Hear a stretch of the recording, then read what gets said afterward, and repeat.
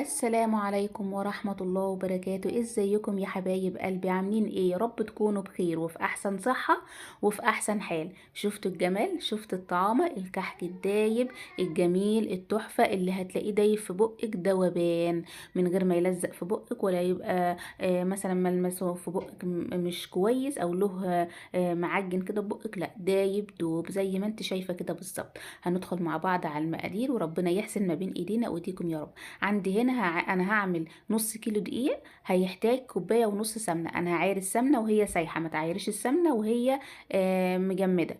هنا كوبايه ونص، انا دي السمنه مخلط مش كريستال، بس مخلط كريستال على زبده فلاحي وانا مسيحاها. ولو عايزه تشوف الفيديو موجود على القناه. هنا انا هاخد بس نص كوبايه. هعمله هقدح نص كوبايه السمنه دي اللي هقدح. انا هعمل الكحك نصه على السخن وبقيته على البارد، بقيت السمنه هتبقى على البارد. فانا هاخد نص كوبايه هقدحها على النار، وهنزل عليها بمعلقه كبيره سمسم، برضو هتاخد يعني غلوه معاها كده. وهكون مجهزه عندي الدقيق ده نص كيلو، متأكدة ان هو ينفع للكحك والبسكوت. انا لما بروح اجيبه من عند العطار او السوبر ماركت بسأله. تمام. بصراحة نوع الدقيق ده الراجل شكر لي فيه وفعلا قال السمنة بانت فيه جامد. المهم انا جبته ونخلته مره علشان خاطر يبقى داخل فيه الهواء، ونزلت عليه بذره ملح، ونزلت عليه بنص معلقه صغيره كيك شيف او بيكنج باودر. وبعد كده نزلت عليه بالسمنه السخنه اهي. وهجيب بقى الكوبايه احطها في الطاسه عشان تاخد بس سخونيه الطاسه، لكن انا مش هسخنها. ليه بقى؟ علشان خاطر انت لما بتسخني السمنه ريحتها بتطلع كلها وقت التسخين. فانا لو كده سخنتها كلها، اول حاجه هيبقى الكحك تقيل فهيحرق صدرك وهيعمل لك حموضه. انما لما بيكون على نص كده ونص كده ما بيتعبكيش في الاكل. تاني حاجه، انا عايزه ريحه السمنه تمسك في الكحك وتبقى موجوده في الكحك. فلما اعملها على البارد وتيجي بقى تدخليه الفرن، هو هيسخن والسمنه هتسخن في الفرن. فايه العجينه بتاعت الكحكايه هي اللي هتاخد ريحه السمنه الحلوه دي، فهتلاقي ريحته جميله وزي وتحفه. هنا بقى اي سمنه موجوده في الكوبايه انا طبعا بمسحها كويس لان دي مقادير. طيب لو انت عايزة بالميزان، السمنة دي بالميزان النص كيلو بياخد 275 جرام، لان الكيلو بياخد 550 والنص كيلو بياخد 275. هنا بقى هفضل ابس في العجينه وادعك فيها واظبط فيها علشان خاطر السمنه تتغلغل في الدقيق كله. عندي هنا بقى معلقه صغيرة ريحة الكحك، أنا دول جايباهم من العطار ب5 جنيه، ما تكتريش. وعندي هنا معلقة صغيرة خميرة هحطها على ربع كوباية مية. تمام. وهحط عليها معلقتين صغيرين سكر، وهقلبها وهركنها في جنب لحد ما اخلص بس الدقيق، لان انا لسه هبسه تاني. انا قلت بس العجينه ترتاح معايا شويه علشان خاطر ياخد يعني السمنه تاخد من الدقيق كده ايه، والدقيق ياخد من السمنه وتبقى حلوه. لما بتريحيه كده دقيقه في النص بيفرق معاكي جدا، مبيخليكيش تفضلي تبسي كتير وتتعبي نفسك. انا بفضل بقى طبعا 10 دقايق كده ايه، افضل ابس فيه. ممكن اريح في النص مرتين، يعني اسيبه كل مره دقيقه وارجع له تاني. العجينه بقت طريه ازاي معايا وتحفه، عامله زي الكريمه بالظبط. اللهم بارك. لو وصلت معايا لحد هنا فضلا وليس امرا، علشان خاطر اختك حط لها لايك واشتركوا في القناه وفعلي زر الجرس علشان كل لما انزل فيديو يجيلك اشعار بيه، واكتبي لي كومنت حلو. هنا بقى انا نزلت بربع كوبايه الميه اللي فيها الخميره، وهقلب تقليبه كده. ما بعجنش يا بنات، انا بس بقلب تقليبه، بقلب المكونات كلها ببعضها. تمام. آه، اعملي اللي نفسك فيه في البيت، ما تكلفيش نفسك وما تضغطيش نفسك. معاكي امكانيه تشتري من بره او تعملي في الفرن بره، اعملي. طيب انا مش معايا مثلا ولبس العيد والاولاد والمصاريف ورمضان اصلا ما شاء الله مصاريف كتير. اعملي كده كميات بسيطه في بيتك وفرحي بيها اولادك وفرحي بيها نفسك ولا يهمك. نرجع للعجينه علشان خاطر مفيش خطوه تفوتك. المهم انا اختبرت العجينه بعد ما حطيت الربع كوبايه الميه. لقيتها لسه بتشقق، رحت جايبه ربع كمان، حطيت نص الربع ده وعجنت تاني بسيط كده، يعني لميت العجينه. واختبرتها بمسك قطعه واعملها اعملها في ايدي كده واكورها واجي اضغط عليها، لقيتها بتشقق لسه برضو احط الربع التاني. انا هنا لقيتها ضغطت عليها لقيتها لسه بتشقق سنه بسيط، لقيتها ايه دايبه، يعني هي بتشقق معايا من كتر السمنه وذوبانها. فانا طبعا لو حطيتها كده مش هعرف اشيلها من الصاج من ذوبانها، عامل زي الغريبه. فحطيت ايه الربع التاني، يبقى انا كده نص كيلو دقيق خد معايا نص كوبايه ميه. برضو الربع التاني بتزوديه سنة سنة علشان خاطر ما تخليش العجين بعد ما حطيت السمنة دي كلها العجين يبوظ منك وما بقاش الكحك دايب بسبب ان انت كترتي مية. تمام. خلاص انا كده غطيت العجينة وركنتها على جنب 5 دقايق ترتاح على ما اعمل الملبن. هنا انا جبت من عند العطار برضو ربع كيلو ملبن ب20 جنيه، وحطيت عليهم معلقة سمسم كبيرة، وحطيت عليهم معلقة سوداني مجروش، وكان عندي هنا 3 4 وحدات عين جمل، رحت مكسراهم بايدي كده. انا عايزاهم عايزاها خشنة شوية عشان احس بمضغتها وانا بقطم الكحكية. كسرتها خالص زي ما انتوا شايفين، ونزلت عليها بمعلقة سمنة، وهبدأ بقى امسك الميكس ده كله اعجنه في بعضه بايدي كده واظبطه. وما تقلقيش مش هيلزق في ايدك، معلقه السمنه ميزتها هنا ان هي هتخلي الملبن ما يلزقش في ايديك. كل سنة وحضراتكم طيبين، وربنا يحسن ما بين ايدينا وايديكم يا رب.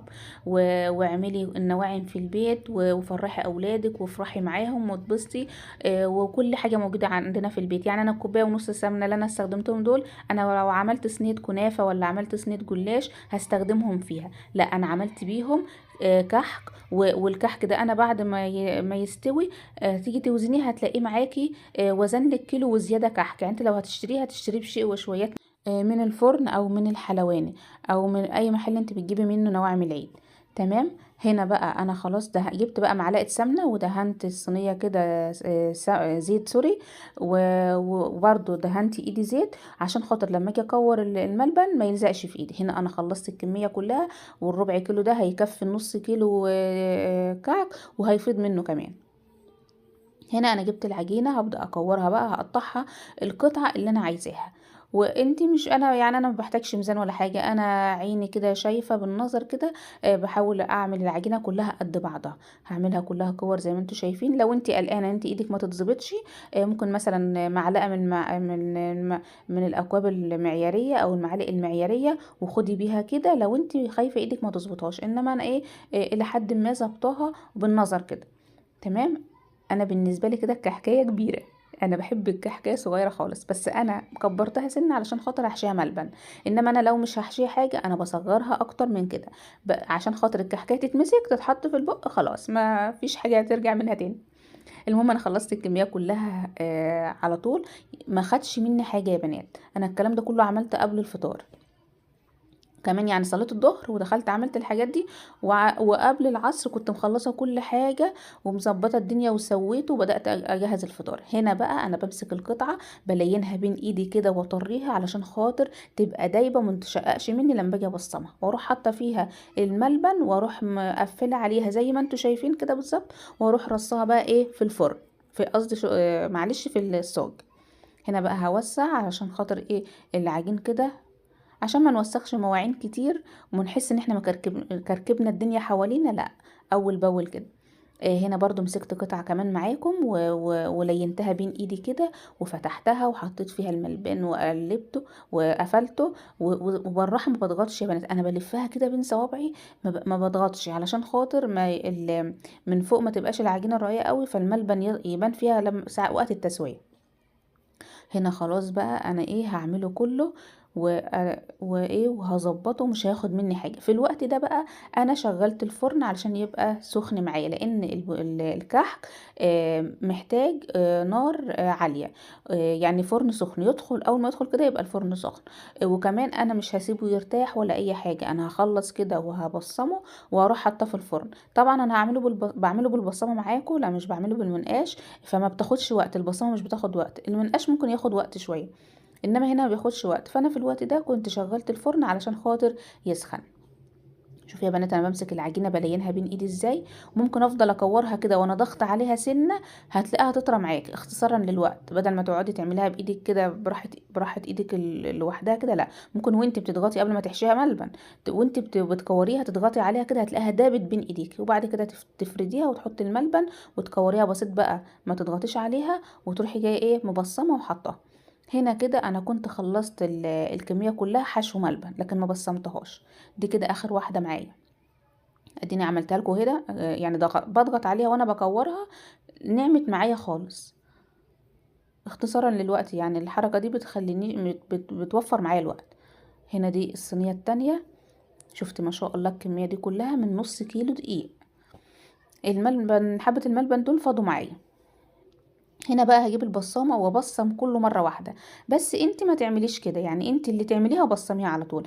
انا عملت كده عشان خاطر بصور وعشان خاطر اوري حضراتكم، لان انا لما بتتاخري عليه تيجي بقى تضغطيه، العجينه ممكن تشقق منك سن، يعني الصف التاني من هناك من عند الليد كده، الصف التاني يعني ايه شقق سنه بسيطه، لان هو خد هو معمول من زمان على ما انا خلصت الكميه دي كلها. فانت تحشيها ملبن، بصميها على طول. تمام. انا برضو دول هعمل دول، انا كنت لسه عامله فدي طريه خالص، بصي بصمت معايا في ثانيه ما خدتش حاجه. البصمه سهله وانا بحب نقشتها واصلا بتسعفني. كده انا بقى الفرن سخن، انا هحط الشبكه في الرف التالت، ادي اول رف اللي هو الصاجه، وبعدين الرف اللي في النص فاضي، وبعدين الرف التالت حطيت عليه الشوايه ودخلته، وهيفضل النار عاليه كده لمده 10 دقايق، لان ده محشي ملبن عشان ما ينشفش. لمده 10 دقايق هسيبه كده. طيب بعد ما يعدوا ال10 دقايق هجيب الصاج التاني اللي هو اصلا المفروض بتاع الفرن، اللي هو اللي انا هو مش موجود دلوقتي انا مطلعاه، هروح مدخلاه بحيث ان هو ايه يحجز النار ما تبقاش عالية قوي وتلسع لي الكحك ويحمر بسرعة. الكلام ده بعد 10 دقايق. هيقعد كام في الفرن؟ هيقعد حوالي 25 دقيقة في الفرن. ممكن يعني ممكن لو فرنك بقى هو نوعه هادي 30 دقيقة، ما تكتريش اكتر من كده نهائي عشان خاطر الحشو ما تنشفش. هتلاقيه خد بقى، ترفعيه بالسكينة كده من تحت هتلاقينك مش هتعرفي تمسكيها، هتلاقيها دايبة.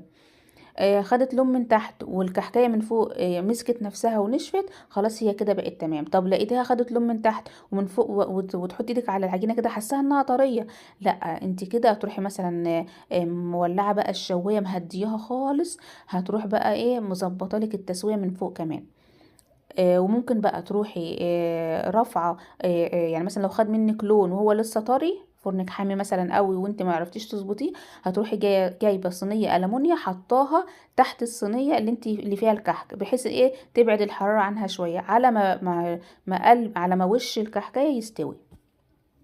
هو اصلا محشي في نصه ملبن، فمش هياخد تسويه كتير، وقلبه فاضي قلبه فيه الملبن، فمش هيبقى عجينه ولا حاجه، غير اللي بيبقى ما فيهوش ملبن ممكن يحتاج تسويه اكتر من كده. هنا بقى انا جبت السكر البودر ورشيته معاكم وظبطته، وهبدا ارص اهو. طعمه ما شاء الله، انا كنت صايمه وكان نفسي ادوقه، قلت بس امتى المغرب يأذن علشان خاطر ادوقه، وفعلا اول حاجه حطيتها في بقي وجرحت صيامي بالكحكايه. طعمه حكاية والله، ما عشان خاطر انا اللي عاملاه، والله طعمه تحفة وهيوفر عليك كتير، وعين الجمل اللي انا حطيتها في الملبن اديتها تست عالي عالي عالي. ربنا يحسن ما بين ايدينا وايديكم يا رب. لو وصلت معايا لحد هنا متشكرة على المشاهدة، ومش تنسيني في اللايك والاشتراك في القناة وتفعيل زر الجرس، ويا ريت تسيبيلي كومنت حلو. ان شاء الله باذن الله هنكمل مع بعض سلسله النواعم، هنعمل مع بعض الغريبه وهنعمل البتيفور وهنعمل البسكويت، وان شاء الله مش هتندمي ان انت جربتي النواعم معايا. كل سنه وحضراتكم طيبين.